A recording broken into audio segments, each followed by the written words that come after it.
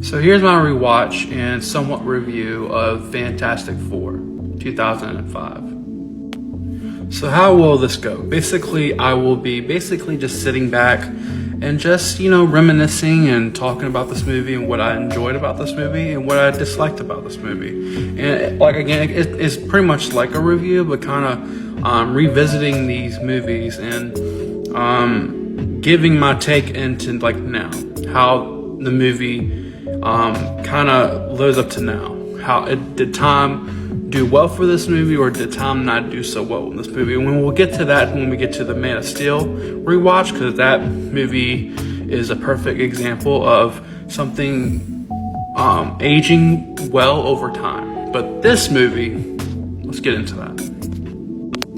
This will span across multiple videos, maybe 2 or 3 or 4. So be on the lookout for part 2, 3, and 4 or more. No pun intended, by the way. For me, this film brings back a lot of memories. Growing up, these were the movies that I grew up on when it came to Marvel. You had the Tobey Maguire Spider-Man movies, then you had the Nicolas Cage Ghost Rider movies, and Ben Affleck Daredevil, and even Elektra, Jennifer Garner's Elektra, and then you had the Fantastic Four. And this one in particular, and the second one were very popular. They were everyone was so excited for the Fantastic Four because you had the Marvel's first family coming onto the big screen. They did try to do that before, but I think went straight to video, home video. It didn't really go to the big screen, and it didn't. The movie itself kind of fell flat, like they did with the Captain America movie they did. Which, if you want to watch those movies, I believe they're on YouTube. If you look them up, I think they're in the 80s or 90s. Not 100% sure, but I'm sure if you look it up, you can find it. Looking back on it when I was a kid, I really loved this movie because I don't know, for some reason, I know we had the X-Men, but I really didn't. Besides Wolverine, I really didn't, and Professor X, I really didn't really care for the X-Men. I'm not saying I didn't. I love the animated series and the Spider-Man animated series, but when it came to the Fantastic Four, for some reason, this film and The Rise of the Silver Surfer, those films, for some reason, got my attention as a kid, and I just loved that movie. And the biggest character for me in this film, too, was Ben Grimm and Johnny Storm, played by Chris Evans, and the actor who played Ben Grimm was from the show S.H.I.E.L.D. So the reason why I say Ben Grimm and Johnny Storm for me were my most favorable, important characters for this film is because for me as a kid, you had, being in school, I was, picked on because I was more of the comic book nerd, just for loving that stuff, back in those days, loving superheroes and loving comic book stuff and stuff like that, superhero movies and comic book movies.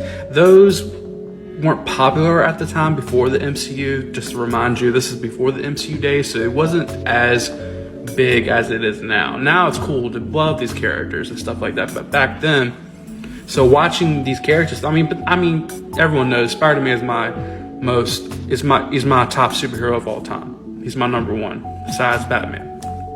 But watching this film, you had the side of Ben Grimm kind of being different, and not just as a person but physically.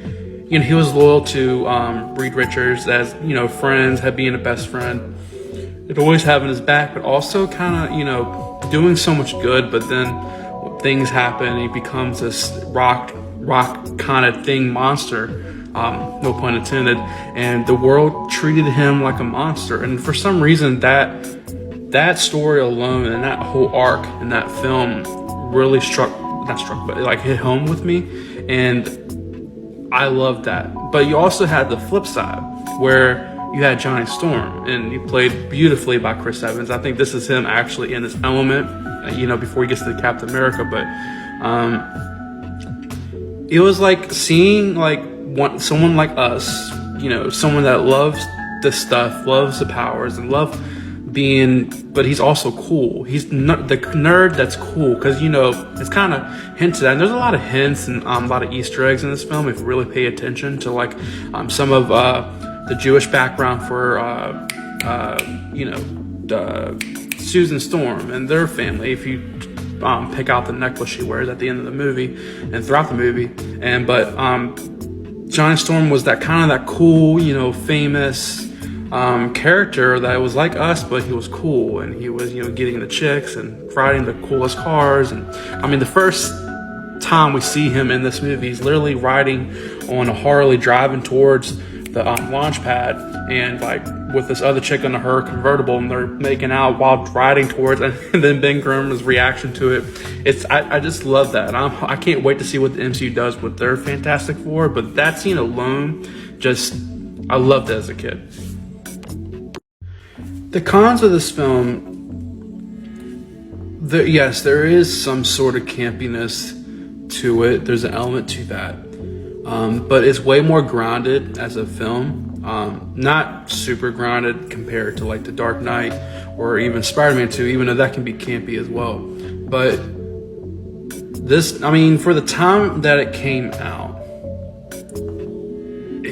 it makes sense. But compared to all the other MCU films, they don't compare. These the two Fantastic Four films, or even the 2015 one, don't compare to the MCU. But for what they were, they kind of, like I like to call it, a guilty pleasure kind of film, where that there are some parts in this film where that it just, for those time periods of superhero films, like there's a recent film that came out this year, Morbius, that kind of perfectly, I think, now how to put it, if there was Morbius and Fantastic Four, the 2005 one, I would definitely watch the Fantastic Four 2005 over Morbius for sure. But there wasn't a ton of action. It was kind of more showing more of the reality of it as the Fantastic Four and how living everyday life. It wasn't actiony, because there was like maybe like, I think if you think about it, really just maybe 3 parts in this film where there's action. There wasn't a ton, but there's parts where the relationship between Susan and Richard Storm, Susan Storm and Reed Richards, and I don't know why I got the names mixed up, but the relationship and how, again, showing a nerd, someone like us, kind of having a hard time, that's so involved and loves what they like to talk about science, and yes, those little kind of like Big Bang Theory kind of nerd, kind of that stereotype, but at the same time, it had some part of it where sometimes us people like us, we get so involved in talking about comic books and superhero stuff and so much stuff, stuff that not our area and our expertise stuff, where sometimes we forget some of the stuff, the real life stuff, like relationships and just taking care of ourselves. Like you can see where like they're behind on rent at the Baxter Building and like stuff like that. It's very subtle nods. It's not in your face, but if you really pay attention to this film, it's there. And yes, maybe it could have been executed and delivered better, way better delivered. But like for me, if you just pick up those moments, it'll start connecting and make sense. Overall, I believe this film has its great moments and most appreciable, if that's even a word. I appreciate moments in this film and for what it was. And as a kid growing up watching this, you can't really hate on this film. Like, for instance, if you want to bring that same hate to this film, then you're going to have to bring that same hate to like the Batman films. The 89 Batman. Like, there's like so much, not comparing these films. And I love the Batman 89 and Batman Returns and even Forever. But we're not going to talk about the fourth one. But, again, the Batman 89 had tons of problems, tons of stuff that don't live up today. But for the nostalgia part of it and for what it was and how much hype that brought to all of us as kids and even adults, you know, seeing these characters on the big screen for really the first time, really. They're both in the way the same thing. Now, granted, yes, the acting for me, for like Michael Keaton and Jack Nicholson's Joker, was way better than the Fantastic Four. But I love these films as equals, and they both have a lot of heavy issues, but at the same time, you know, it's great. And a lot of people say that, you know, some of the origin, like how they got their powers, is a tidbit different. But then let's go after the Spider-Man, Tobey's Spider-Man, how, you know, he can shoot webs out of his hands, instead of like web shooters. Like they do this all the time. They change the origin of the character or a race or whatever all the time. So as long as the story is great, which I feel like the story for what it was great. And basically it was a story of these four, well, really five group of individuals embracing, kind of coming to terms of their destiny with these powers and learning to love who they are and what they got out of it. So that's just me overall.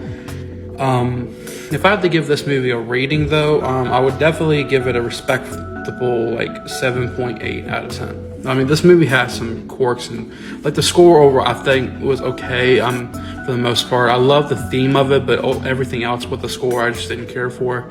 But, you know, overall I love this movie. I love popping in for, you know, just to enjoy, to have fun with your family or friends, and it's just a fun movie overall. So I give it a 7.8 out of 10.